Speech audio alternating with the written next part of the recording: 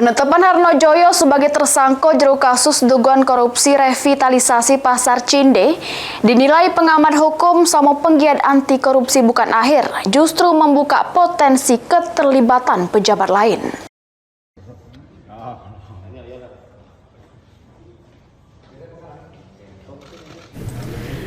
Penetapan mantan Wali Kota Palembang Harnojoyo sebagai tersangka jero kasus dugaan korupsi proyek revitalisasi Pasar Cinde dapat tanggapan dari berbagai pihak.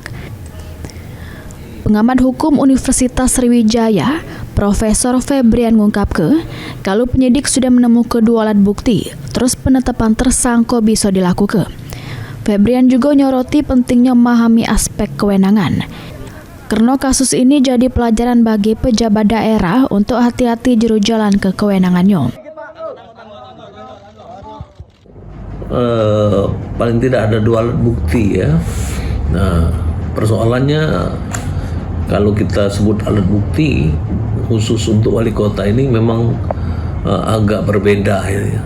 Ini menyangkut soal kewenangan, dan kewenangan wali kota ini sifatnya mandiri. Ini tentu ada koordinasi dengan hubungan pemerintahan ke pemerintahan pusat, dalam konteks ini gubernur. Nah, saya jujur saja ingin menyampaikan kepada paling tidak di pejabat Sumatera Selatan, hati-hati dengan persoalan kewenangan ini. Nah, itulah yang kemudian bisa menjadi persoalan besar ya. Apakah memang kemudian persoalan ditetapkan tersangka ini merupakan bagian dari koordinasi antara gubernur dengan wali kota.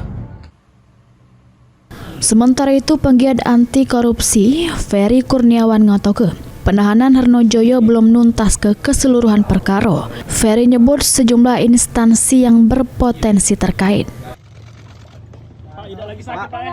Penahanan Harnojoyo itu belum menuntaskan perkara di Pemkot, karena di dalam rilis dari kejaksaan dinyatakan ada pihak-pihak lain yang menerima aliran dana dan BPHTB dan pengurangan BPHTB. Jadi kami menduga bahwasanya ada pihak lain di lingkungan Pemkot terkait pengurangan BPHTB dan juga aliran dana dari perusahaan ke mereka agar terjadi pengurangan BPHTB dan juga pembongkaran cagar budaya.